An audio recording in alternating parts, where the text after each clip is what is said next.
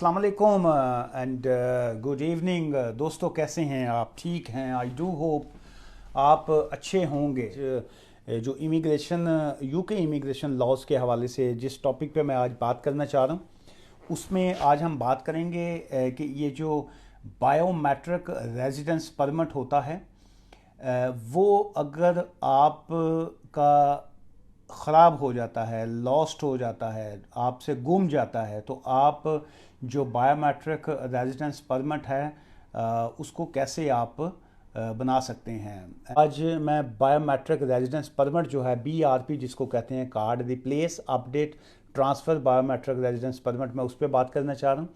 ये कासम जी ने हाया कहा है। जी आसम जी, आपका शुक्रिया। मिर्ज़ा साहब अभी तशरीफ़ लाए हैं। उन्होंने कहा जी, ये क्या उनका सवाल था। I have refugee fiancee passport, can I travel to UK? देखिए, आपके पास उस पर अगर तो रिस्ट्रिक्शन हैं तो फिर तो आप नहीं ट्रैवल कर सकते। तो अगर आपको वो आपका पासपोर्ट जो है, चूँकि फ़्रांस का पासपोर्ट आपने लिखा है, तो उसमें आपको वहाँ से कंफर्म करना पड़ेगा कि क्या है। नॉर्मल केसेस में तो ऐसा पाबंदी तो नहीं होती उस पर। ये किसी मेरे दोस्त ने भी मुझे कुछ फूल भेजे हैं, तो मैं देख नहीं पाया कौन साहब थे। तो मिर्ज़ा साहब, उसमें कोई ऐसा आपके, मुझे नहीं लगता कि कोई पाबंदी आपके ऊपर होनी चाहिए। तो लेकिन स्टिल आप चूँकि फ़्रांस से हैं, और राजा राजा साहब राजी रज़ा रज़ा भाई ने जो है ऐनक, मुझे लगता है थोड़ी एक नंबर बढ़ाना पड़ेगा। रज़ा भाई ने फूल भेजे हैं। रज़ा भाई, बहुत शुक्रिया आपका। तो मिर्ज़ा साहब, आप जरा प्लीज़ कंफर्म कर लीजिएगा अपने लोकल किसी फ्रांस के सोलिसिटर से कि क्या आप उस पासपोर्ट पर ट्रैवल कर सकते हैं। तो मेरे ख्याल में तो कोई पाबंदी नहीं होनी चाहिए, चूँकि अगर आप ने पाकिस्तान या किसी और कंट्री, क्योंकि टेक्निकली पाबंदी उस कंट्री की होती है जिसके ख़िलाफ़ आपने रेफ्यूजी स्टेटस लिया होता है, तो बाकी ऐसा होती नहीं है। अच्छा जी।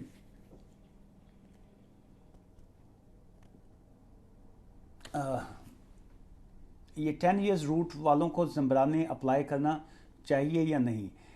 देखिए, 10 ईयर्स रूट वालों को तो ज़म्बरानो केसेस जो है वो अभी क्या अप्लाई करना है, चूँकि 10 ईयर्स रूट मुझे नहीं पता रजी भाई के कितना टाइम हो गया है आपको देर। I need to ask few questions के कब 10 ईयर्स रूट के ऊपर अगर आप हैं तो कब से हैं और कितना टाइम गुजर गया है। ये कई चीज़ें डिपेंड करेगा सिचुएशन मुझे जानने के लिए कि क्या उनको उधर जाना चाहिए या नहीं।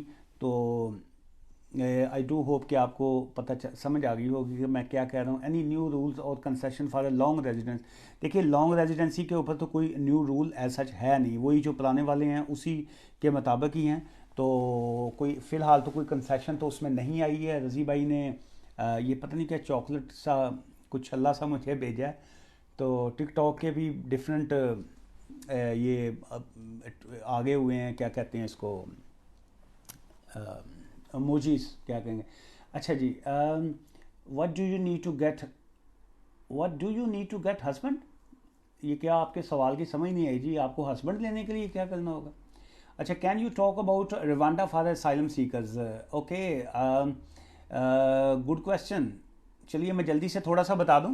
तो असल में तो आज मैं बायोमेट्रिक रेजिडेंस परमिट की बात करना चाह रहा हूँ कि अगर किसी का BRP कार्ड लॉस्ट हो जाता है, स्टोलन हो जाता है, गुम जाता है कहीं, या कई लोगों के पासपोर्ट जो होते हैं उस पर पुराना ILR का स्टिकर लगा होता है, वो जो वेट इंक वाला होता है, तो वो अगर उन्होंने रिप्लेस करना है अपना, और वो उसकी जगह पे BRP कार्ड लेना चाह रहे हैं, तो वो कैसे लेंगे, आज हम उस पर बात करेंगे। लेकिन ये जो रिवांडा की असाइलम पॉलिसी के ऊपर इन्होंने सवाल पूछा है, तो उसमें देखिए अभी जो इनकी पाइपलाइन में है चीज़ें, उसको अभी फाइनलाइज कर रहे हैं। तो अब आई एम नॉट श्योर कि कहाँ तक सिचुएशन जाएगी या क्या होगा। लेकिन इनकी पॉलिसी इनकी ये है कि जो लोग यूके में असाइलम करेंगे तो उसमें उनका ये है कि असाइलम जो है वो रवांडा में उनको मूव वहाँ पे किया जाएगा, और वहाँ पे जो है वो असाइलम का सारा केसेस चलेंगे। लेकिन एक चीज़ जो लोगों को समझनी चाहिए वो ये है कि देखिए, उसमें जो गवर्नमेंट की जो पॉलिसी होती हैं वो हमेशा उनका मकसद ये होता है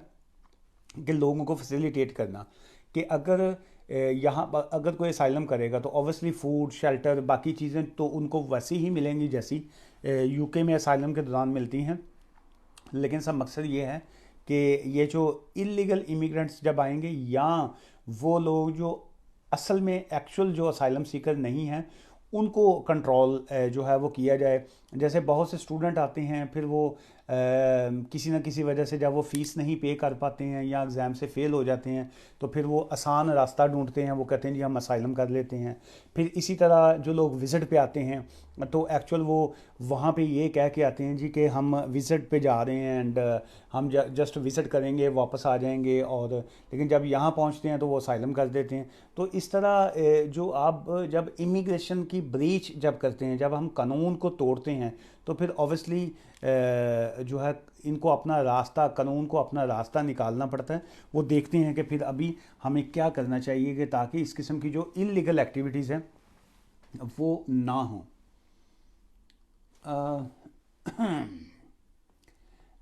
भाई 20 दिसंबर की बायोमेट्रिक है, अभी तक स्पाउस वीज़े का कोई जवाब नहीं आया।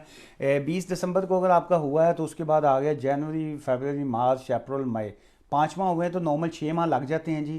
तो आप 6 मंथ तक वेट कर लीजिए, फिर ना जवाब आए तो अपने वकील साहब से पूछिए कि क्या करना चाहिए, क्योंकि अक्सर लोग वकील उनका कोई और होता है तो वो गुस्सा मुझ पे निकाल देते हैं जी आपने कहा था ये कब आएगा जवाब, क्या आएगा। तो फीस किसी और ਨੂੰ ਦਿੱਤੀ ਹੁੰਦੀ ਹੈ ਤੇ ਸਵਾਲ ਮੇਰੇ ਨਾਲ ਲੋਕੀ ਕਰਦੇ ਨੇ ਤੇ ਉਹ ਕੀ ਕਹਿੰਦੇ ਨੇ ਨੋ ਤੇ ਉਹ ਜਿਹੜੀ ਹੈ ਕੀ ਧੀ ਹੈ ਕਹਿਣਾ ਸੁਣਾਣਾ, ਕਹਿਣਾ ਧੀ ਨੂੰ ਤੇ ਸੁਣਾਣਾ ਨੋ ਨੂੰ कि आटा गूंदी हिलदी क्यों है। तो ये चक्कर है। ये किसी ने लाफ्टर भेजा है जी, अरिश जी, अरिश खान जी जो हैं वो एंजॉय कर रहे हैं बात का। अच्छा जी, सर प्रायोरिटी वीज़ा पर spouse extension available now if we pay extra. जी उसमें जो है इस वक्त इनसाइड कंट्री जो है वो ये क्या क्लिक कर दिया मैंने, जो इनसाइड कंट्री है सुपर प्रायोरिटी वीज़ा जो 800 पाउंड एक्स्ट्रा पे करके करते हैं वो इनसाइड कंट्री तो चल रहा है, लेकिन आउटसाइड दी कंट्री जो है वो फ़िलहाल जो है वो उन्होंने ये वाली सर्विस जो है सस्पेंड की हुई है। तो ड्यू टू यूक्रेन की वजह से, रशिया जो वॉर अभी चल रही है उसकी वजह से, तो लेकिन आप इनसाइड कर सकते हैं। हाई कैन आई आस्क का क्वेश्चन। जी आप क्वेश्चन पूछिए, बिल्कुल पूछिए, लेकिन ये आपने सैड सा फेस क्यों बनाया है? इधर आपने सैड फेस बनाया है, उधर आपने डाकू हसीना वाला आपने वो नकाब पहना हुआ। तो आप पूछिए जी, how long as a fiance and spouse visa currently taking. देखिए फ्यांसी हो या स्पाउस वीज़ा हो तो नॉर्मल जो है 3 to 12 वीक्स जो हैं वो लग जाते हैं। अगर आपकी एप्लीकेशन पे अगर आपने सारे डॉक्यूमेंट्स प्रॉपर लगाए होते हैं तो 3 से 12 हफ्ते लग जाते हैं। लेकिन अगर कोई कॉम्प्लेक्स केस है, उसमें कोई इश्यूज़ हैं, जैसे किसी की डिवोर्स थी पहले तो उसने प्रॉपर कोई डिवोर्स के डॉक्यूमेंट सबमिट नहीं किए, या किसी का कोई और कोई रीजंस थी, तो फिर जो है उसमें डिले हो जाता है। लेकिन जो नॉर्मल जो टाइम फ्रेम वो देते हैं वो 3 से 12 हफ्तों का कहते हैं, 3 to 12 वीक्स, लेकिन थोड़ा टाइम एक्स्ट्रा लग जाता है।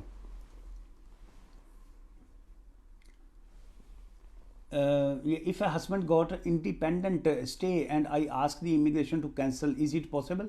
देखिए ये आलिया जी क्या नाम है आपका? आइलन बड़ा मुश्किल सा नाम है।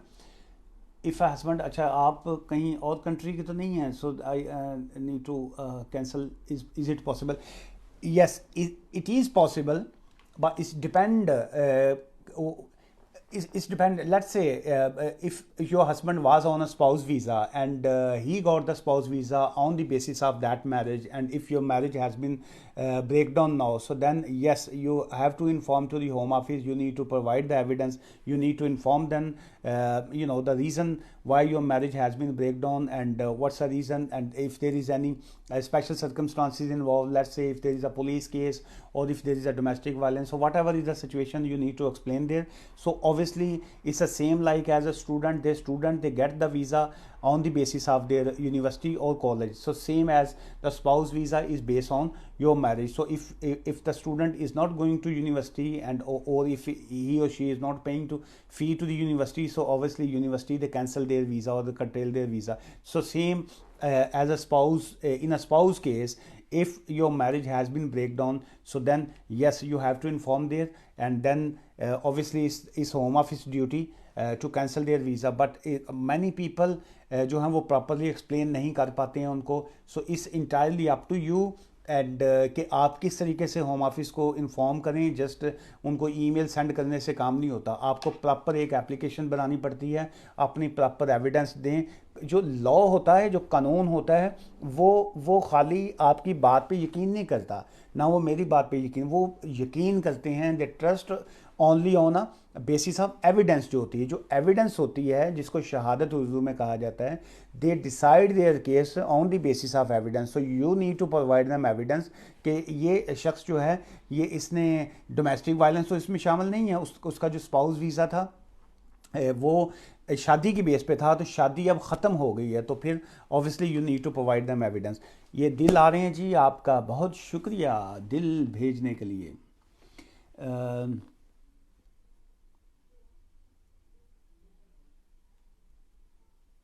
ये क्या था जी, ये सवालात कुछ चल रहे थे। I am on student visa, want to switch any option और इजी वे। ये कुछ लोगों के सवालात बड़े इंटरेस्टिंग होते हैं, जो पढ़ के बड़ा अजीब सा गुस्सा सा आता है कि यार ये किस तरीके का सवाल है।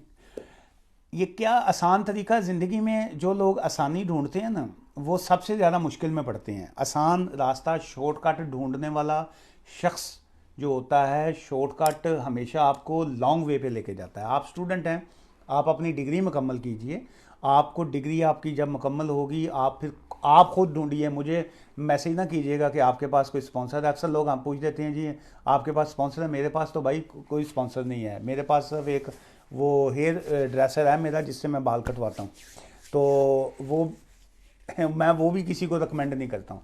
अच्छा, ये आप अपनी स्टडी मुकम्मल कीजिए, अपना online, there are too many website जो हैं, वहाँ पे अपनी जॉब ढूंढिए, वहाँ पे फिर वो आपको स्विच वहाँ पे आप हो सकते हैं। इसके अलावा ज़िंदगी में शॉर्टकट कोई नहीं होता। जो लोग शॉर्टकट ढूंढते हैं कि जी स्टूडेंट आए हैं, कोई पढ़ा जा नहीं रहा, फीस दी नहीं जा रही, बड़ी मुश्किल है यहाँ की पढ़ाई, तो वो शॉर्टकट ढूंढते हैं जी असाइलम कर देंगे। ये नहायत स्टूपिडनेस होती है, उसका फ़ायदा कोई नहीं होता आपको।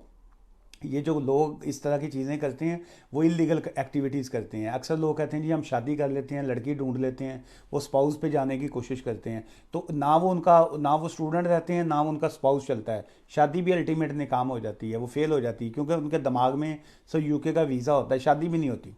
उनको होता है कि जी हमने तो शादी इसलिए की है, वीज़ा लेना है। तो वो इसी चक्करों में जो है ना वो धोबी का वो मैं लफ्ज़ तो नहीं कहना चाह रहा, धोबी का टाइगर, ना इधर का ना उधर का। तो इसलिए जो आपका लाइफ का टारगेट होता है उस पे रहा करें, और शॉर्टकट जो है वो ना ढूंढा करें।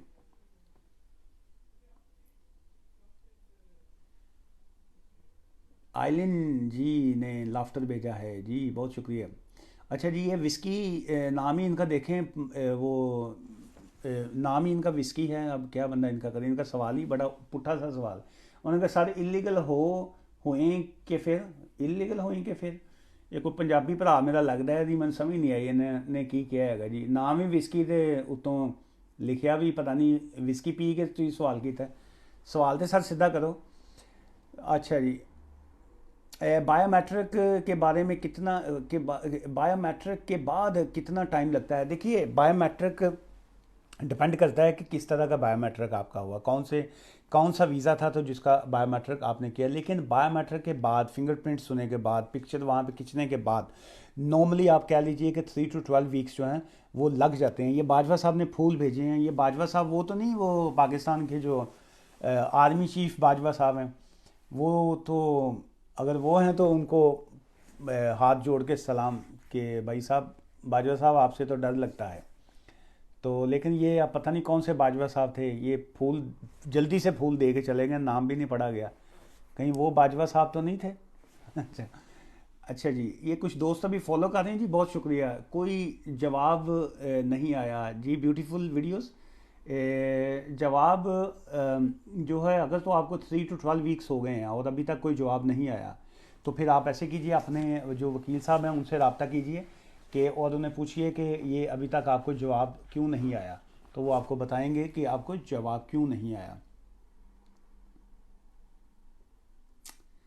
अच्छा जी, ये कुछ दोस्तों के और सवाल चल रहे हैं। मैं आज बायोमेट्रिक की बात करना चाह रहा हूँ, तो मैं थोड़ी सी, अगर मुझे आप इजाज़त दें। आप, ये फलक ख़ान जी ने कहा है आपको किस टाइम कॉल करें। अच्छा जी, अगर तो कॉल है रिलेटेड टू इमिग्रेशन लॉज यहाँ को लीगल के हवाले से, फिर तो टाइम है जी बिटवीन 9:30 मंडे टू फ्राइडे।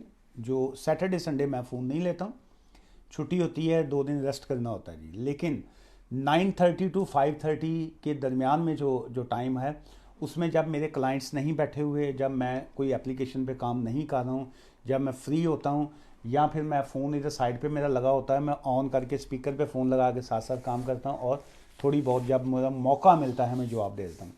और अगर आपने लॉ से हट के वैसे मेरी तारीफ़ के लिए फ़ोन करना है कि जी आप एडवाइस कर रहे हैं जी, बहुत अच्छा है, तो फिर आप एनी टाइम कॉल कर सकते हैं जी। लेकिन फिर जब तब कॉल करनी है आपने, तो तब फिर आपने कोई कानून की बात नहीं करनी। आलू आलू गोभी जी ने ये फूल भेजा है जी। आलू गोभी आपने लिखा है, आलू गोभी, ये क्या नाम है जी? आलू गोभी, आलू गोभी वाले पराठे और आलू गोभी। आजू जी आपके फूल का शुक्रिया। आजू है नाम, आलू गोभी। आहा हा। भूख लग गई आपका आलू गोभी का नाम सुन के। आलू गोभी का पराठा की क्या बात है। AZ बाजवा।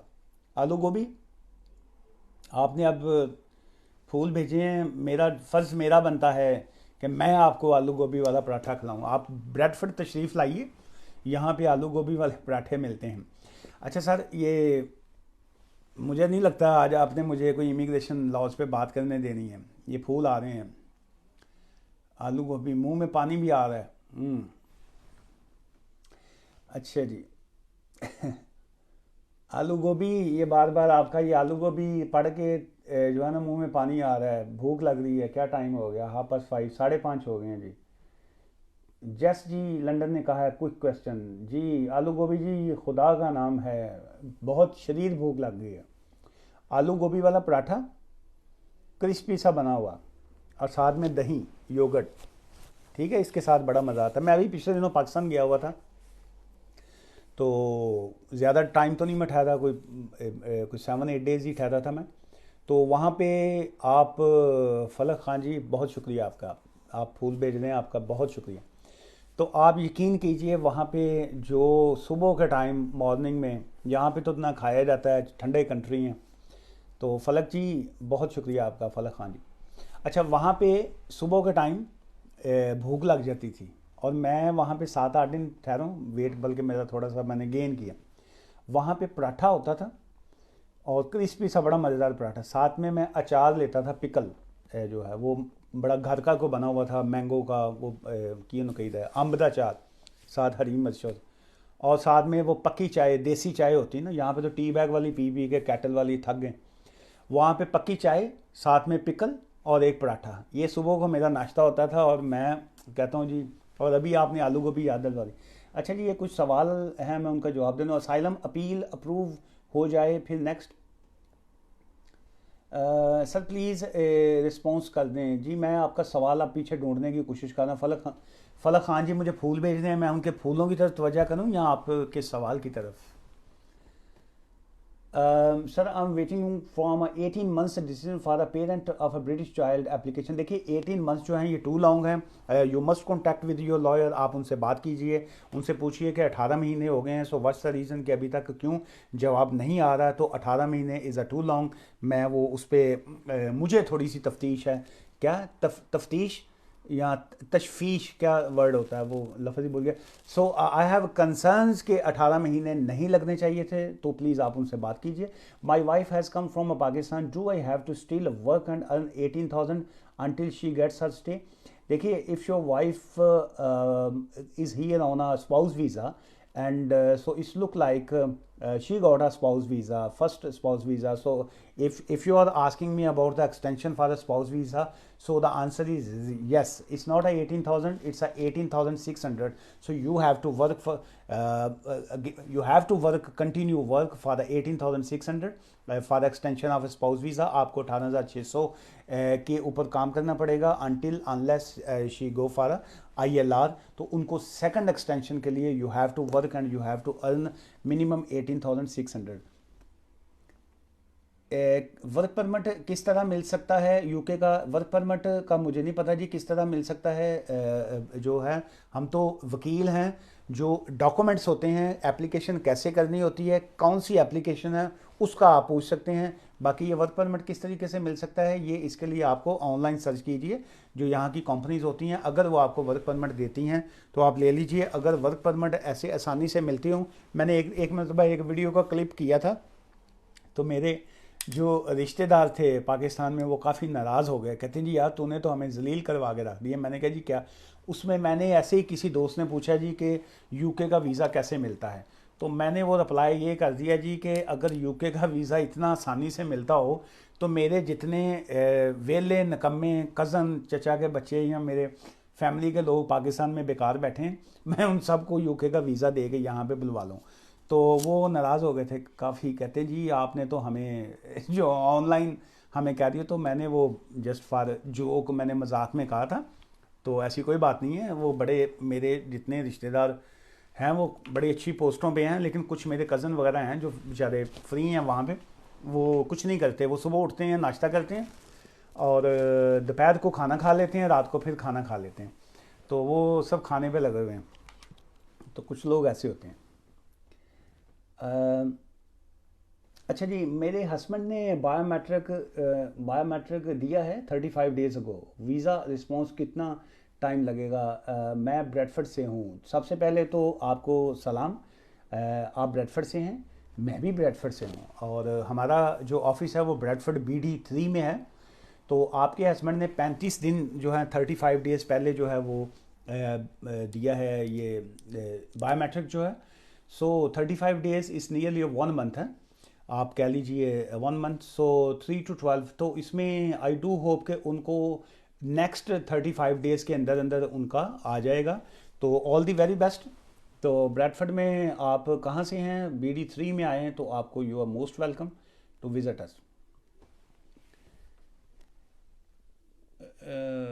ये अशना राजा जी ने अभी मुझे फॉलो किया है जी। अशना राजा जी आपका बहुत शुक्रिया।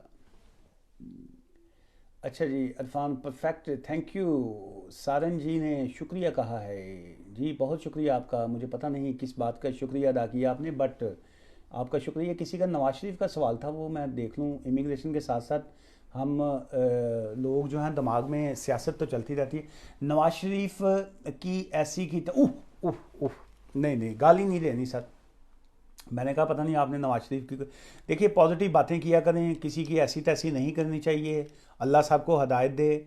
और जो है सियासत जो है मैं वो उसके लिए मेरा एक और यूट्यूब का चैनल है प्लस न्यूज़ TV के नाम से, तो उस पर मैं पॉलिटिकल व्लॉग जो हैं वो मैं करता होता हूँ। तो वो टाइम आपका मिले तो उस पर वो देखिएगा। तो बाकी जो है इसमें ओ अच्छा जी, आपने कहा है जी कि BD8 चले, यू आर मोस्ट वेलकम। आप की अभी तो एप्लीकेशन आपने 35 डेज पहले उनकी हो चुकी है, तो let's see hope for the best. तो उसमें अगर कुछ स्टिल कोई इश्यूज आएँ तो आप मुझसे रब्ता कर लीजिएगा, तो इंशाल्लाह होप फॉर द बेस्ट। अच्छा जी,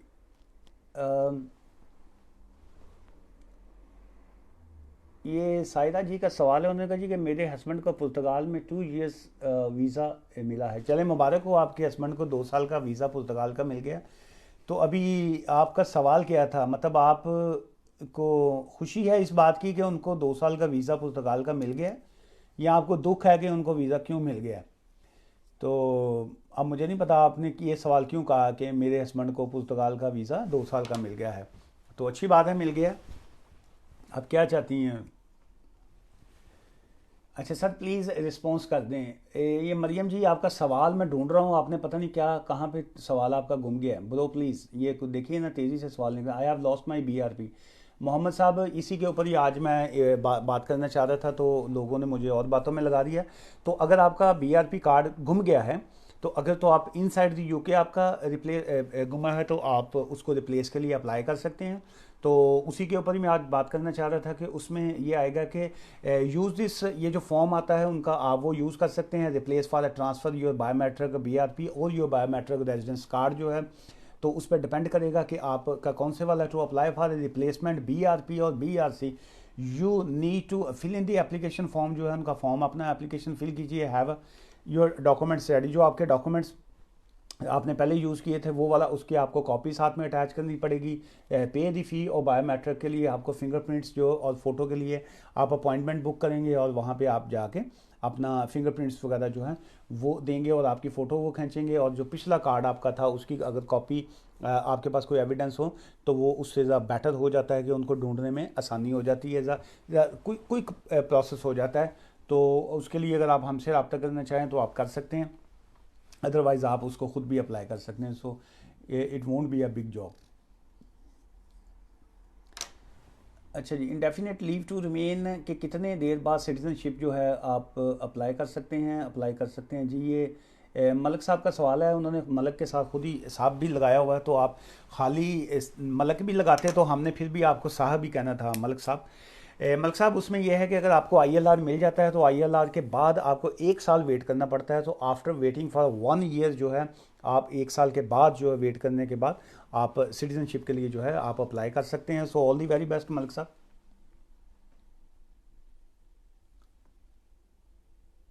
सायरा जी, ये सवाल आपका ऊपर अभी भी मैं देख रहा हूँ बहुत ज़्यादा क्वेश्चन चल रहे हैं, तो मैं मिस कर गया हूँ। मैंने ऐसे ढूंढने की कोशिश की है, मुझे मिला नहीं है। मैं आपसे माफ़ी चाहता हूँ, आप मेरा नंबर ले लीजिए, मुझे व्हाट्सअप कर दीजिएगा, तो मैं आपको, या मुझे कल कॉल कर लीजिएगा, तो तसल्ली दे नाल मैं ਤੁਹਾਨੂੰ जवाब भी दे देंगा। I extended my wife visa last year and not hear anything back. देखिए जो 99 आपने लास्ट ईयर अपनी वाइफ का जो है वीज़ा एक्सटेंशन के लिए भेजा था, तो मुझे नहीं लगता आपने दिल से भेजा है, क्योंकि 1 साल हो गया है उनको जवाब नहीं आ रहा। सची मुची भेजिया भी जे या एवं बेगम ਨੂੰ ਚੱਕਰ ही पाया तुसी, तो इतना टाइम तो नहीं लगता होता है जनाब। तो देखिए कहीं वो सीआईडी एक ड्रामा लगता होता था उसमें, तो उसमें वो कहता था कहीं तो गड़बड़ है। तो ये कहीं तो गड़बड़ है कि आपको 1 साल हो गया, तो ऐसे तो नहीं होता। अब मैक्सिमम 6 माह कह लीजिए, 6 मंथ्स। सो भाभी जी, आप अपने खामन पे निगाह रखिए और पता कराइए कि क्यों आपका जवाब नहीं आया। हाउ लॉन्ग इज वीज़ा, ये क्या था जी, हाउ लॉन्ग? अच्छा नहीं, मैं जो 99 जी, मैं ऐसे ही मजाक में कह रहा हूँ कि आपने ऑब्वियसली फ़ीस पे की है तो आपने किया होगा। सो उसमें यह है कि आप अपने वकील से रब्ता कीजिए एंड गेट द रीज़न कि क्या वजूहत हैं, कि क्या रीज़न है कि अभी तक क्यों जवाब नहीं आया। इतना टाइम नहीं लगता। लास्ट ईयर से मुराद क्या है आपकी, कि पिछले साल, तो अभी तो देखिए ये मई ये आ गया, फिर 5 माह तो इसमें भी हो गया। तो अब ये ना हो कि बाद में पता चले आपने 28 दिसंबर को आपने अप्लाई किया हो, तो फिर आप कहें जी कि लास्ट ईयर तो ना हुआ, वो तो तकरीबन लेस दैन 6 मंथ्स हुए। तो नॉर्मल जो है वो 6 माह, 6 to 8 मंथ्स जो हैं वो सम केसेस पे लग जाते हैं। तो अगर तो आपको 8 महीने से ज़्यादा हो गया, more than 8 months, so then जो है आपको उसको ट्रेस करना चाहिए।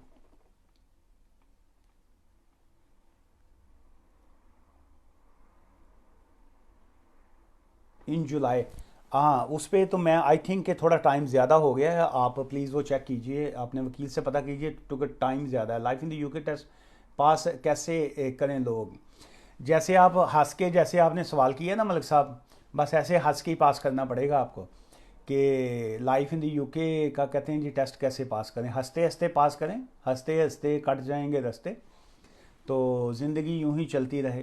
तो अगर फिर भी पास ना हो तो फिर 65 की एज का वेट करें, तो इसके अलावा तो कोई ऑप्शन नहीं है।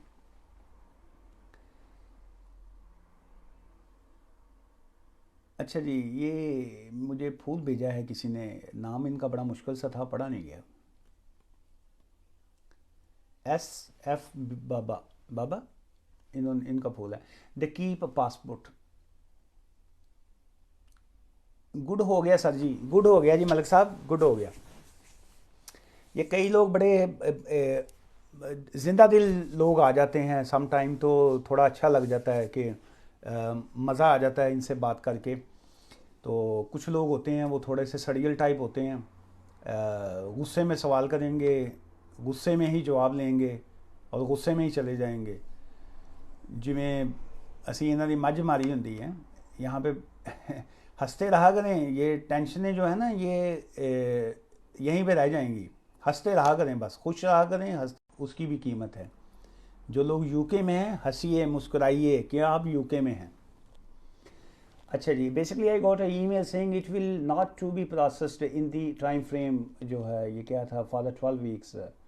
तो आप ऐसे कीजिएगा, मुझसे कल रब्ता कर लीजिएगा, और अगर आपका कोई वकील है तो उनसे रब्ता करें सबसे पहले। अगर वकील आपके पास नहीं है तो फिर मुझसे रब्ता कीजिएगा। ये ना हो आप अपने वकील से भी रब्ता करें तो मेरे नाल एवं शुगर लाने वास्ते मेरा भी कीमती वक्त जो है वो आपसे ज़ाया करें।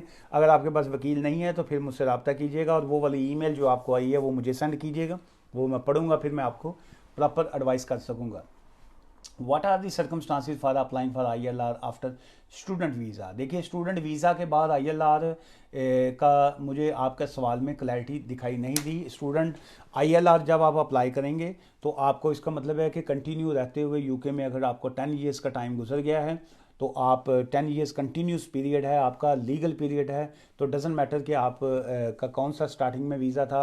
अगर आप कंटिन्यू स्टूडेंट, तो आजकल के तो स्टूडेंट जो हैं वो 10 साल कंटिन्यू गुजार ही नहीं सकते हैं। तो मुझे नहीं अब पता कि आप जो है कैसे अब आप ILR की बात कर रहे हैं, कितना सा हो गया आपको एज ए स्टूडेंट। पुराने वक्तों से स्टूडेंट हैं, उसके बाद फिर कितना पढ़ लेगा आज का स्टूडेंट जो नया आएगा। तो पहले तो होता था पहले ज़मानों में कि स्टूडेंट आया, उसने फिर कुछ ना कुछ पढ़ लिया, फिर एक आध MA कर लिया, फिर कुछ और पढ़ लिया। तो अभी तो नए जो स्टूडेंट आ रहे हैं वो मास्टर डिग्री पे आते हैं, कितना का पढ़ेंगे, PhD करेंगे, फिर क्या बार बार पढ़ी जाएंगे। तो स्टूडेंट के लिए काफ़ी टफ हो गया जी अब। अच्छा जी, अस्सलाम वालेकुम, my sister is unmarried in Pakistan and क्या था, and I am on a partner route, I want to call her. देखिए, आप पार्टनर रूट पे हैं या किसी भी आप रूट के ऊपर हैं, आपके पास वैलिड वीज़ा है, तो अगर आपकी सिस्टर आपको हॉलीडे पे आपके पास आना चाहती है, विज़िट पे आपको आके मिलना चाहती है, तो विज़िट वीज़े के ऊपर कोई रिस्ट्रिक्शन नहीं है। आप बिल्कुल उनको विज़िट वीज़ा उनका अप्लाई कर सकते हैं, अगर उनके पास बैंक स्टेटमेंट अपनी है या आपके सर्कमस्टांसिस ऐसे हैं कि आप उनको स्पॉन्सर कर रहे हैं, आपके पास अकोमोडेशन है, आपके पास उनकी ट्रैवल कॉस्ट है, तो आप बिल्कुल उनको बुलवा सकते हैं। आप बिलाल खान साहब ने सलाम कहा है जी, वालेकुम सलाम। What is the difference between indefinite leave to remain and indefinite leave to enter. अच्छा, इंडेफिनिट लीव टू रिमेन होता है कि जब कोई शख्स यहाँ पे यूके में रहता है और उसके पास कोई सा भी वीज़ा होता है तो वो इंडेफिनेट लीव टू रिमेन उसको मिल जाती है, जब वो परमानेंट जिसको कहेंगे वो मिल जाता है। तो इंडेफिनेट लीव टू एंटर वो होता है कि किसी के पास जो इंडेफिनेट लीव टू रिमेन होती है और वो एंटर यूके में हो सकता है, तो उसको इंडेफिनेट लीव टू एंटर कहा जाता है। या जो ब्रिटिश पासपोर्ट होल्डर हैं या जिनके पास परमानेंट सेटलमेंट वीज़ा होता है, वो उनके पास चूँकि उनको वीज़े की एक्चुअली उनको वीज़ा यूके का चाहिए नहीं होता, या वो डिपेंड नहीं कर रहे होते हैं कि उनको 2.5 साल बाद या 3 साल बाद या साल बाद या स्पाउस का या कोई और उनको बार बार जो इनको वीज़ा नहीं लेना पड़ता, वो होता है कि जी कि इनके पास इंडेफिनेट जो लीव टू एंटर है, जैसे ब्रिटिश पासपोर्ट होल्डर हैं। अच्छा जी, ये किसी का बड़ा इंटरेस्टिंग सवाल है। उन्होंने कहा जी, my brother in Pakistan he wants to come UK for work, is that possible.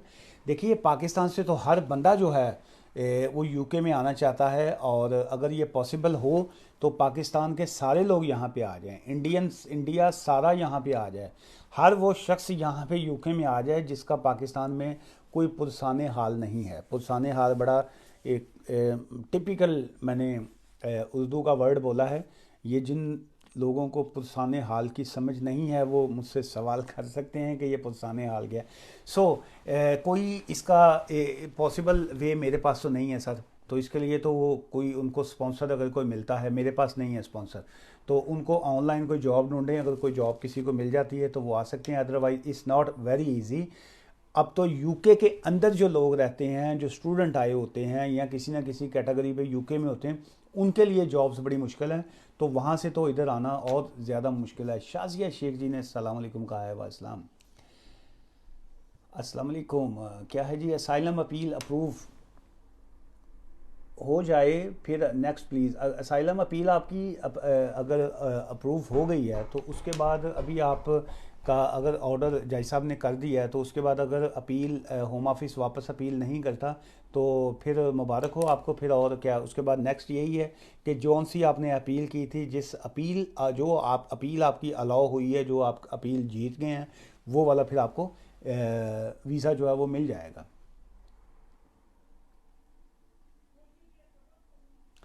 The way of water ने कहा है यूएसए वीज़ा। यूएसए वीज़े का सर मैं कोई एडवाइस नहीं कर सकता, चूँकि मैं यूके की इमिग्रेशन लॉज की प्रैक्टिस करता हूँ, तो आप मुझसे यूके का पूछ सकते हैं। हाँ sir, did you see my message? नहीं जनाब, मिस हो गया, मैंने नहीं आपका मैसेज देखा, मैं माफ़ी चाहता हूँ। वो आलू गोभी वाले साहब कहाँ चले गए? अभी वो आलू गोभी भूख लगवा के गायब हो गए। How I need a money for first extension for spouse visa. How I need a money, या आपके सवाल की समझ नहीं है। कितने पैसों का आप पूछ रहे हैं कि how much you have to show for the first extension of spouse visa. तो उसके लिए तो ये आपको 18,600 जो है वो शो करना पड़ेगा जी।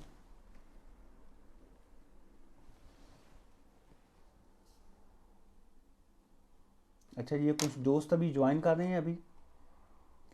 Who can get an exemption from a life in the UK test? No one can get exemption in a life in the UK test जो है only वो लोग जो 65 से ऊपर हैं, जिनकी 65 साल से ज़्यादा की एज है, या वो लोग जिनको कोई लर्निंग डिसेबिलिटी है, वो डिसेबिलिटी में आ जाते हैं, लर्निंग डिसेबिलिटी है, उनके लिए डिफ़िकल्ट है कि वो जो है वो कर सकें, या वो 65 से ऊपर हो जाते हैं, तो फिर एग्जाम्पशन है। अदरवाइज़ कोई एग्जाम्पशन नहीं है जी। प्लीज़ भाजी मेरा मैसेज देख लो। भाजी इन्ने बड़े मैसेज चलते पे ने, मैनू माफ़ी दे दिओ, तुहाडा मैसेज किते ना किसी ਉਹਦੇ ਤੇ ਘੋੜੇ ਤੇ ਬਹਿ ਕੇ ਅੱਗੇ ਨਿਕਲ ਗਿਆ, ਕੋਈ ਮੈਨੂੰ ਮਾफ़ी ਦੇ ਦਿਓ ਜੀ। ਮੈਂ ਮਾफ़ी ਮੰਗ ਸਕਦਾ ਹੋਰ ਤੁਹਾਡੇ ਕੋਲ ਕੀ ਕੰਮ ਹੈ। ਨੰਬਰ ਲੈ ਲਓ ਮੇਰਾ ਤੇ ਕੱਲ ਮੈਨੂੰ ਪੁੱਛ ਲੈਣਾ ਜਾਂ ਈਮੇਲ ਕਰ ਦਿਓ ਮੈਨੂੰ। ਹੁਣ ਤੁਹਾਡਾ मैसेज कितने इतने लभदा रहा हूँ, निकल गया उत्ते करके। ये जैज़ भाई ने मुझे फूल भेजने, ये देखना JZZ जाज़ भाई बहुत शुक्रिया आपका। आपको पता है वो पाकिस्तान में एक JZZ जैज़ के नाम से वो सिम भी एक होती है, वो पता नहीं वो फ़ोन कॉल ऐसा, मैं टीवी पे मैंने ऐड देखे हैं वो चलते हैं, कॉल कीजिए जैज़ के साथ। तो आप वो वाले जैज़ हैं या दूसरे वाले जैज़ हैं? डिस्क्रिशनरी लीव टू रिमेन का सवाल था, ये बड़ा अच्छा था। कहाँ गया डिस्क्रिशनरी लीव टू रिमेन? कहाँ गया सवाल ही मिस हो गया। वो डिस्क्रिशनरी लीव टू रिमेन जो होती है जी, वो होता है कि स्वाब दीदी जिसको कहेंगे कि वो आप का अगर असाइलम या ह्यूमैनिटेरियन प्रोटेक्शन या असाइलम की कोई एप्लीकेशन रिफ्यूज़ हो जाती है, लेकिन आपके हालात ऐसे हैं कि होम ऑफिस नहीं चाहता कि आपको खाली हाथ लौटाया जाए, तो आपको कुछ ना कुछ वो दे देते हैं, तो फिर आपको वो 2.5 साल की लीव दे देते हैं। ये डिस्क्रिशनरी लीव होती है जी। तो ये जाज़ भाई ने कहा जी आई एम नॉट डैट जाज़। आप सर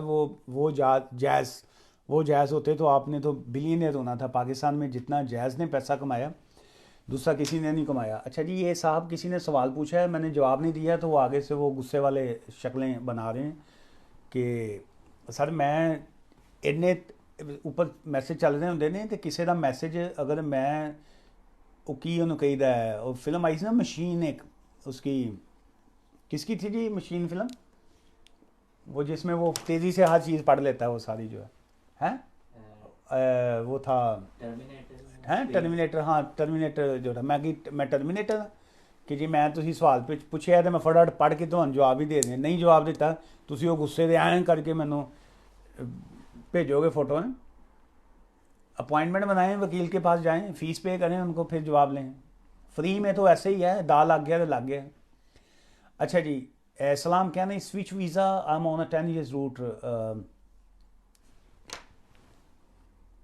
आप देखिए, आप अगर आप उस वीज़े पे हैं तो आप स्विच नहीं कर सकते हैं। EU settlement scheme administrative review any case you handle time period, ये बड़ा जो है होता है, ये प्राइवेसी होती है। अगर कोई वकील आपको इस तरह का जवाब दे दे, so that's mean he is not a professional. कि जी आपने कभी कोई हैंडल किया ऐसा, किसी डॉक्टर को जाके कहें जी आपने किसी पेशेंट को पहले कभी इंजेक्शन लगाया, तो या किसी पेशेंट को आपने कभी पहले मेडिसिन दी है, जो बोर्ड लगा के बैठा है ना डॉक्टर या जीपी, आपने कभी जीपी के पास गए किसी डॉक्टर के पास, उनको जाके पूछा है सर आपका मैं पहला पेशेंट हूँ, या आपने कभी किसी और को पहले भी मौत के घाट उतारा है, तो वो आपको जवाब नहीं देगा। वो कहेगा जी आप अपनी मेडिसिन लेने आए हैं, आप मेडिसिन लीजिए और तशरीफ़ ले जाइए। तो ये अब इस सवाल का जवाब जो है, ये जवाब ही नहीं बनता इसका। अच्छा, इट्स ओवर टाइम लिमिट, क्या है जी इस over time limit, can I call naturalisation office to find about my application. देखिए कितना टाइम आपको हो गया है, अगर तो आपको 6 to 8 मंथ से ज़्यादा, 8 माह से ज़्यादा हो गए हैं, तो देन आप अपने वकील से, सबसे पहले अपने वकील से रब्ता कीजिए। अपने वकील साहब से पूछिए कि जी आपकी एप्लीकेशन का क्या क्यों जवाब नहीं आ रहा, तो वो आपको वजह बताएंगे कि क्यों जवाब नहीं आ रहा। तो डायरेक्ट रब्ता जो है उसका, अगर आपके पास वकील है तो इस हिज ड्यूटी के वो आपके बिहाफ के ऊपर उनसे रब्ता करें।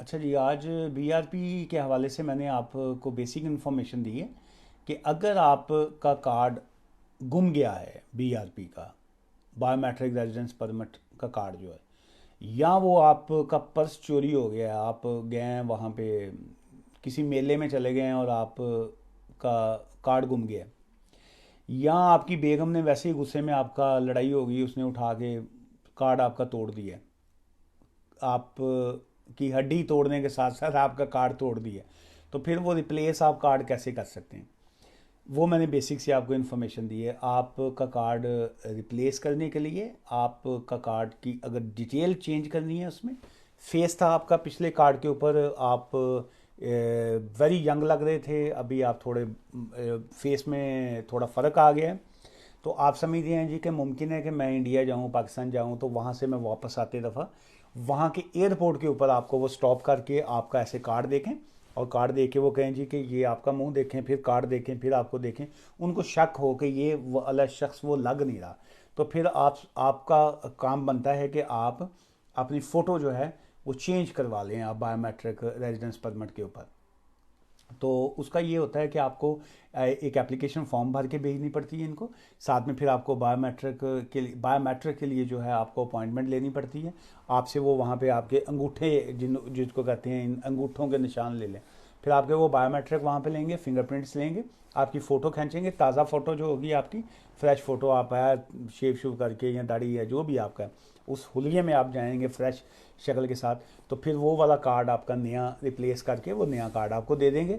फिर कम से कम ये है कि वो आप इज्जत से आ सकेंगे, अदरवाइज़ तो वो हम हमारे कंट्रीज़ के बाकी, चले मैं इंडिया की बात नहीं करता क्योंकि मुझे वहाँ का एक्सपीरियंस नहीं है, जो हमारे बहन भाई इंडियन इस वक्त देख रहे हैं वो ज़्यादा एक्सप्लेन कर सकते हैं, लेकिन लाहौर में या मैं चूँकि लाहौर से मेरा ताल्लुक है, तो वहाँ पे तो हम देखते हैं कि एयरपोर्ट पे आए ना, तो वो आपका वो सबसे पहले जो बाहर, एयरपोर्ट से बाहर जिसका काम है सिर्फ वो आपकी टिकट देखेगा और पासपोर्ट देखेगा और आपको अंदर आने देगा, वो आपको इस मशकूक निगाह से देखेगा, ऐसे करके देखेगा, और फिर पासपोर्ट देखेगा, फिर आपको देखेगा, वहीं से उसको डाउट हो जाता है, उसको हो ना हो आपको डाउट हो जाता है कि मुझे लगता है ये पासपोर्ट मेरा जल ही है, पता नहीं। आप जो ही अंदर जाएंगे वो आपका सामान जो आपने सिक्योरिटी चेक करना है, सिक्योरिटी वाले आपका सामान इस तरीके से देखेंगे, आपको इतना खौफ में डाल देंगे कि आपको वहीं पर डर डर लग पड़ेगा, यार आज मेरे सामान से कुछ ना कुछ निकल आना है, ना भी निकला तो इन्हें कुछ ना कुछ कट देना है आज मेरे सामान। आप जो ही सिक्योरिटी क्रॉस करेंगे, थोड़ा आगे जाएंगे, तो वो आपको फिर आपका वो पासपोर्ट कहेंगे कहाँ जा रहे हैं आप, मैं जी वो यूके जा रहा हूँ। कौन से एयरपोर्ट? Manchester airport, Heathrow. अच्छा, क्यों जा रहे हैं आप? सर वो मैं वहीं पे रहता हूँ। क्यों रहते हैं आप? मैं जी वहीं पे रहता हूँ। क्या करते हैं आप? वो जी मैं ये वहाँ पे ये करता हूँ। वो फिर आपका वो कैसे वीज़ा कैसे लिया? वो आपको इतना का डाउटफुल करेंगे, आपको खुद से शक होगा कि यार है मेरा वीज़ा कितने जाली तो नहीं लगा है। तो लिहाजा ये जो बायोमेट्रिक रेजिडेंस परमिट है, इसको आप अपनी ताज़ा फ़ोटो उसके ऊपर लगा के रखिए, और अपने डॉक्यूमेंट्स जो होते हैं ये जब आप इंटरनेशनल ट्रैवल करें ये लाजमी रखा करें अपने पास, ताकि पाकिस्तान में जाएं आप तो आपका जो आईडी कार्ड होता है, शनाख्ती कार्ड जिसको कहते हैं, वो पास में लाजमी रखें। फिर आपका जो बीआरपी कार्ड होता है उसको वैलिड रखें। अक्सर लोगों के वो नियरली गोइंग टू एक्सपायर होते हैं, महीना रह जाता है, फिर वो कहते हैं जी आप क्या करें। अपने डॉक्यूमेंट्स जो हैं वो अपने पास आप प्रॉपर रखने चाहिए, पासपोर्ट आपका वैलिड होना चाहिए, तो फिर आपको वहाँ पे तंगी तकलीफ ऐसी आती नहीं है। Don't come to the UK. Big M ने कहा है don't come to the UK. Sir ये तो किसको कह रहे हैं आप don't come to the UK? ये सारे जो लोग बैठे हैं सिवाय आपके बाकी लोग यूके में ही हैं, ये साहब कहीं और बैठे हुए हैं, बाकी तो यूके से ही लोग बैठे देख रहे हैं। अच्छा जी, कबड्डी ਦਾ ਮੈਚ ਜਿੱਤਿਆ। ਕਬੱਡੀ ਦਾ ਮੈਚ ਜਿਹੜਾ ਨਾ ਜੀ, कबड्डी कभी खेडी नहीं, कबड्डी कबड्डी कबड्डी कहते हैं। तो जितया तो नहीं, लेकिन देखे काफ़ी मैच हैं। टूरिस्ट वीज़ा मिल सकता है। टूरिस्ट वीज़ा आप अप्लाई करेंगे अपने डॉक्यूमेंट्स के साथ। तो अगर आप जेन्युइन विजिटर होंगे, आपके डॉक्यूमेंट्स रियल होंगे, आपकी बैंक स्टेटमेंट, आपके डॉक्यूमेंट्स होंगे, जेन्युइन होंगे, प्रॉपर तरीके से एप्लीकेशन आपने की होगी, तो बिल्कुल टूरिस्ट वीज़ा मिलेगा। अगर आप सिर्फ अपना जाके पासपोर्ट उनको देंगे और आपको उनकी रिक्वायरमेंट्स जो है, चेक लिस्ट जो है, उसको पूरा नहीं करेंगे, तो वीज़ा बिल्कुल नहीं मिलेगा। स्टडी वीज़ा ओपन है सर यूके का? जी बिल्कुल, स्टडी वीज़ा ओपन है यूके का। और लोग जो स्टडी वीज़ा अप्लाई करते हैं उनको मैं यही कहूँगा कि प्रॉपर तरीके से एप्लीकेशन किया करें। एजेंट्स के हथों ना चढ़ा करें, एजेंट्स के हथे ना चढ़ा करें। पाकिस्तान में, इंडिया में या बाकी जगह पे एजेंट्स जो हैं आपकी एप्लीकेशन करते हैं, उनकी बजाय किसी क्वालिफाइड वकील जो होते हैं, एडवाइज़र्स जो होते हैं, कंसल्टेंट जो होते हैं, उनके पास जाएं, उनके थ्रू एप्लीकेशन किया करें। उनको पता होता है एप्लीकेशन आपकी कैसे करनी है। वहाँ पे लाहौर में की अगर मैं बात करूँ तो वो लाहौर में गंगाराम है। तो वहाँ पे लाहौर में जो लोग रहते हैं या जो लोग पाकिस्तान में एप्लीकेशंस करते हैं, आपने देखा होगा अक्सर जितना वो जहाँ पे जो सेंटर्स हैं जहाँ पे बायोमेट्रिक के लिए लोग जाए, उसके आसपास वो दूध दही वाले की दुकान होगी, तो उसने अपने साथ एक पीछे एक बेंच लगा के ना एक बंदा बिठाया होगा जो बेचारा फॉर्म फिल कर रहा होगा। लोग उसको समझ रहे होते हैं जी वीज़ा इन्हें लाना। मैं लाहौर में मैं देख के हैरान होता हूँ कि वहाँ पे गंगाराम जहाँ पे वो उनका सेंटर बना हुआ, उसके आसपास इतने वो बैठे हुए हैं, एजेंट्स बैठे हुए हैं, अपना एप्लीकेशन फॉर्म करवाइए, कनाडा का वीज़ा, फलां फलां, ऐसे ऐसे लोग बैठे हैं। और लोग हमारे इतने सादा हैं कि उनको जाके अपने डॉक्यूमेंट्स दे देते हैं और फिर बाद में कहते हैं जी ये क्या है। सिम एच जी ने फूल भेजा है जी, बहुत शुक्रिया। अच्छा जी, if biometric is expired and the person is illegal, if the biometric is expired and the person is illegal, how long can the person live in the UK with a DVLA? Sir आपने बड़ा वो पूछा है, घुमा फिरा के नहीं जो सवाल पूछना होता, कि आपने पूछा ये है कि जी के बकरे दी लत्त ते मझ दी पूंछ ते दो तीन एनिमल इकट्ठा करके तो कौन सा जानवर बनेगा। कि बायोमेट्रिक एक्सपायर है और बंदा इलीगल है और DVLA के ऊपर वो रह सकता है। जो बंदा, ये कई बंदे मुझे टेस्ट करने के लिए भी इस तरह के सवाल पूछते हैं। अक्सर जो होते हैं ना वो वकील होते हैं दोस्त हमारे, तो वो देखते हैं कि यार फलां वकील जड़ा बैठा लाइव प्रोग्राम ऐसे करता है, उसका वो चेक करते हैं दिमाग के ये क्या है। ये जैसे अब इनका सवाल था ना, इस सवाल में 4 पॉइंट निकालते हैं। चले हम भी अपना बताएं ना लोगों को कि प्रोफेशनल हैं कि हम। देखिए, जब बंदा इलीगल होता है तो उसका जो बायोमेट्रिक जब एक्सपायर होता है, लेकिन वो एक्सपायर ना भी हो, लेकिन वो बंदा जब इलीगल हो गया तो वो ऑटोमेटिक वो ख़त्म हो जाता है। वो उसके ऊपर डेट चाहे हो, लेकिन वो ख़त्म हो जाता है। जैसे कोई स्पाउस वीज़े पे है, या जैसे कोई स्टूडेंट है, अगर एक स्टूडेंट है उसका बायोमेट्रिक कार्ड जो है वो जाके ख़त्म होना है दिसंबर 22 में, लेकिन वो उसने फ़ीस पे नहीं की, वो स्टूडेंट इलीगल हो गया, तो वो ऑटोमेटिक वो BRP ख़त्म हो जाता है, नंबर 1।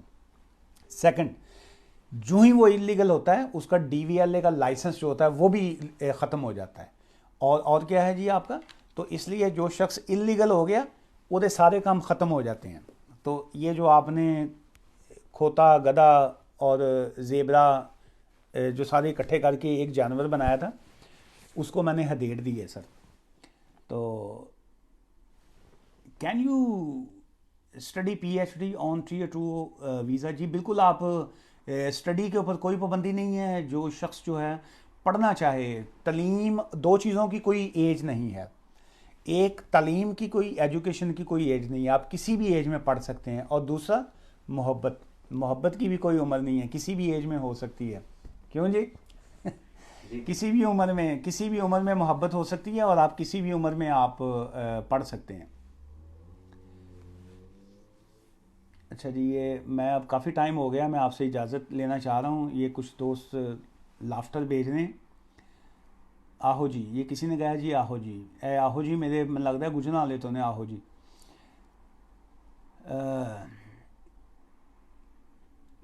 वेरी इश्किया है, एंटरटेनिंग। अब बस कभी कभी जी, कभी कभी भाईजान मुझे अल्हम्दुलिल्लाह इशू नहीं है, I am British but just listening you very entertaining. अच्छा जी, बस जी ये चूँकि 6 बज गए ना जी, तो जब ऑफिस का टाइम ख़त्म होता है ये एंटरटेनमेंट जो है ये सुबह का टाइम देखनी पड़ती है, जब दिमाग यहाँ पे ऊपर को सर गया होता है, फाइलें इधर पड़ी होती हैं, तब दिमाग फुल हिला होता है। ये 5:30 के बाद फिर हम फ्रेश महसूस करते हैं, क्योंकि पता होता है ना घर जाना है और जाके आलू गोभी खानी है। ये मेरे आज एक दोस्त एक आए थे अभी, तो वो आलू गोभी दिखा के गए हैं, आलू गोभी देसी घ्यो का तड़का लगा होया और साथ में पराठा। ये मेरे अभी एक दोस्त आलू गोभी मुझे बता के गए हैं। तो किसी दिन ऐसे गपशप करेंगे, डिफरेंट फूड के ऊपर रेसिपी की बात करेंगे। ये एनका शर्मा जी का है, उन्होंने सैड वाली 15 की पिक्चरें भेज दी। फ़ोटो में तो सैड नहीं लग रही हैं, लेकिन यहाँ भेजे। उन्होंने कहा जी hi sir, I am here since 2009, illegal, is there any possible to get legal here. देखिए, अगर तो आपने ये शुगल में सवाल पूछा है, तो आप 2009 से अगर यूके में हैं, तो इस बात को कितना अर्सा हो गया, 11-12 साल हो गए, तो you have to be very serious then. आपको ऐसे लाइव सेशन की बजाय आपको किसी वकील को प्राइवेटली कॉल करनी चाहिए उनके ऑफिस में। You have to make an appointment, उनके ऑफिस में जाइए, अपने सरकमस्टांसिस बताइए, उनसे डिस्कस कीजिए अपना केस। ये जो फ़ोन के ऊपर जी मैं 2009 से मैं इलीगल हूँ तो मैं क्या करूँ, तो वो ये आपकी लाइफ के साथ जो बंदा इस वक्त आपको एडवाइस करेगा, वो आपके हाथ में पटाखा नहीं बम पकड़ाने वाली बात होगी कि आप उसको फोड़ें और फुड़क जाएं। तो इस advice for you, free advice जिसको कहेंगे, किसी वकील से जिस पे आपको ट्रस्ट हो, या आप किसी भी 2-4 वकीलों के पास जाइए जो आपको बेहतर लगे, उनसे बैठ के अपना केस डिस्कस कीजिए कि मैं यूके में आई थी, इस वीज़े पे आई थी, अभी मेरे सर्कमस्टांसेस ये हैं, मैं इलीगल हो गई या फलां हो गया। सारा केस अपना डिस्कस करें, फिर वो आपको प्रॉपर आपका वे बता सकेंगे। तो ये वैसे भी गैर कानूनी इलीगल होता है इस तरह के सवालात के जवाब देना। अच्छा जी, स्पाउस वीज़ा एक्सपायर्ड, ये 3 आंसू भेजे इन्होंने मुझे, ये क्लिक हो गया गलती से, इसको थोड़ा मैं नीचे करूँ। ओहो, कहाँ गया? Please apply. साजद भाई, मैं आपका सवाल ही ढूंढ रहा हूँ कहाँ। Spouse visa expired to British kids one on DLA, what I can do, husband jobless. देखिए, it's a quite technical thing, so the best thing for you कि आप जो है अपॉइंटमेंट बना के किसी वकील के पास चले जाएं, उनसे प्रॉपर डिस्कस कीजिए। स्पाउस वीज़ा आपका एक्सपायर हो गया है और 2 ब्रिटिश किड्स हैं आपके, एंड ये सेकंड आपने लिखा है कि जो हस्बैंड की जो है वो जॉबलेस हैं। तो ऑब्वियसली एज यू सेड कि आपको पता ही है कि वीज़ा एक्सटेंशन के लिए आपको 18,600 बताने पड़ेंगे, लेकिन होम ऑफिस की एक पॉलिसी भी है कि अगर आपके सर्कमस्टांसिस हैज़ बीन चेंज, उसमें आपके कंपेलिंग एंड कंपैशनेट सर्कमस्टांसिस हैं, and you are unable to meet that threshold जो है, तो उसमें अगर आपकी सिचुएशन ऐसी आई है, so you have to inform them कि जी ये जॉब चली गई है, ये किसी वजह से गई है, जैसे कोविड की वजह से कई लोग गए, या उनका कोई बिजनेस था वो फ्लॉप हो गया, जो भी उनकी सिचुएशन है आपकी, उनको प्रॉपर एक्सप्लेन कीजिए। सो उसमें वो होम ऑफिस वाले बहुत रहम दिल लोग होते हैं, वो कोई आपकी जान किसी के नहीं लेते, तो इसलिए वो आपकी जो है उसमें आपकी बिल्कुल वो हेल्प करेंगे जी। चालिसा जी ने जी मैं अब आपसे इजाज़त चाह रहा हूँ, तो प्लीज़ जिन दोस्तों के मैं सवालों के जवाब नहीं दे सका, मैं उनसे हाथ जोड़ के माफ़ी मांगूंगा। और जाते जाते मैं आपसे एक ही बात कहूँगा कि मोहब्बत कीजिए, मोहब्बत बांटिए और रिस्पेक्ट कीजिए एक दूसरे की। और जो ये स्पाउस जो होते हैं ना, ये शादी जो लोग वीज़े के लिए करते हैं, प्लीज़ ऐसे मत किया करें। बहुत से लोग सिर्फ इसलिए शादी करते हैं यूके में कि वो वीज़ा ले सकें, यूके का स्पाउस वीज़ा ले सकें, यहाँ पे सेटलमेंट ले सकें। तो प्लीज़ रिश्तों को इस्तेमाल ना किया करें। आपके पास और बेशुमार ऑप्शंस आ जाते हैं, शॉर्टकट ना ढूंढा करें। जो हमारे स्टूडेंट लोग आते हैं वो शॉर्टकट की तरफ जाते हैं, जो और लोग हमारे होते हैं वो हर बंदा शॉर्टकट ढूंढता है।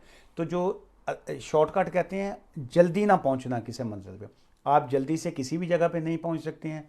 आपका जो रास्ता है, जो आपका डेस्टिनी जिसको कहेंगे, जो आपकी किस्मत है, जो आपके यहाँ लिखी होती है, वो आपके हाथ में नहीं होती, वो उसके हाथ में लिखी होती है जिसने आपको पैदा किया है, जिसने आपको भेजा है दुनिया में। तो आप ये जो किस्मत है ये पीछे से लिखवा के आते हैं। एफर्ट करना आपका काम है, देना आगे उसका काम है। तो शॉर्टकट ना ढूंढा करें, मोहब्बत कीजिए, मोहब्बतें बांटिए।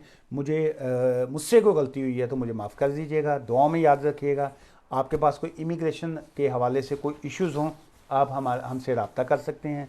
ब्रैडफर्ड में हमारा ऑफिस है, BD3 में हमारा ऑफिस है। लेकिन आजकल चूँकि काम ज़्यादा ऑनलाइन होता है, वीडियो कॉल जो लोग करना चाहें, अपॉइंटमेंट बना के, ऐसे नहीं रात दे 1:30 बजे मैंने वीडियो कॉल मिलाई होवे, मैं सुता पिया कच्छा पा के सुता हुआ तो तुसी वीडियो कॉल की हो। तो अपॉइंटमेंट बना के आप कॉल भी कर सकते हैं, अपॉइंटमेंट बना के आप ऑफिस भी आ सकते हैं। तो ईमेल भी आप हमें कर सकते हैं, आप व्हाट्सएप भी कर सकते हैं। यूट्यूब का चैनल जो है मेरा, उसको प्लीज़ सब्सक्राइब कर दीजिएगा, वहाँ पे आपको बड़ी इंटरेस्टिंग किस्म की वीडियोस मिल जाती हैं।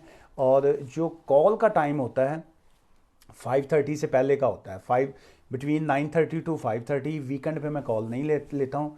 तो बाकी दिन के टाइम बाज़ का फ़ोन क्लाइंट्स की बैठे होते हैं, नहीं उठा सकते, बाज़ का हम काम कर रहे होते हैं। लेकिन चूँकि फ्री एडवाइस होती है, जब भी मुझे टाइम मिलता है मैं कॉल जो है मैं ले लेता हूँ। तो चलिए, अब दोबारा फिर ये बात हो गई है। भाई आप बड़े मजाकी हैं। अच्छा जी, मजाकिया बड़ा मज़ाहिया वर्ड है जी, मजाकिया। तो वही ना, मैं वो इसलिए मैंने कहा है कि कहीं मैंने कहा जी कॉल आप कर सकते हैं, तो कहीं वो मुझे लोग रात के टाइम कितने वीडियो कॉल करते हैं ना, पता नहीं ना होंदा बंदा केड़ी पोजीशन च सीधा लम्मा पिया है, पुट्ठा लम्मा पिया है, बाथरूम च किधर है। तो वीडियो कॉल कर अक्सर लोग बगैर जाने पहचाने, वीडियो कॉल तो वैसे भी नहीं करनी चाहिए किसी को, कि पता ही नहीं है आपका मुंह किस तरह का हुआ है, आप कौन से मूड में हैं। अभी आपको बेगम से चपेट पड़ के बैठे हों, मुंह आपका लाल हुआ हो, तो आगे से वीडियो कॉल आ रही है आपका कज़न कॉल का। तो ये वीडियो कॉल तो कभी भी नहीं करनी चाहिए। हाँ, वीडियो कॉल हम लोग लेते हैं, लेकिन जब क्लाइंट की अपॉइंटमेंट होती है तो वो उसमें ये होता है कि क्लाइंट को भी पता होता है कि जी ये ऑफिस में बैठे हैं, प्रोफेशनल बंदे बैठे हैं, ये नहीं है कि वो कहीं और बैठे काम कर रहे हैं। तो वो इसलिए जो है, हाँ, वीडियो कॉल कभी नहीं करनी चाहिए। किसी ने लाफ्टर भेजा है हरीश जी ने, तो नॉर्मल कॉल करनी चाहिए, क्योंकि कॉल भी आप थोड़ा चेंज कर लेते हैं ना, जी अस्सलाम वालेकुम कैसे हैं आप, जी मैं अल्लाह का शुक्र मैं ठीक। तो वीडियो पे तो आपका मुंह से पकड़े जाएंगे आप। तो एनीवेज, बहुत शुक्रिया आपका जो दोस्त मोहब्बत देते हैं, प्यार करते हैं। बहुत से लोगों का जब केसेस ओके हो जाते हैं, काम हो जाता है, वो बड़ा मिठाइयाँ लेके आते हैं ना जब ऑफिस में, तो बहुत अच्छा लगता है। तो इंशाल्लाह दोबारा फिर आपसे कल गपशप होगी। आज तो ज़्यादा गप्पें लगाई हैं, आज इमिग्रेशन की ज़्यादा मैं इंफॉर्मेशन शेयर नहीं कर सका, लेकिन I tried my level best कि मैं आपके सवालों के जवाब दे सकूं। चलिए फिर इंशाल्लाह फिर कल दोबारा मुलाकात होगी। दुआ में याद रखिएगा। टेक केयर, खुदा हाफिज़।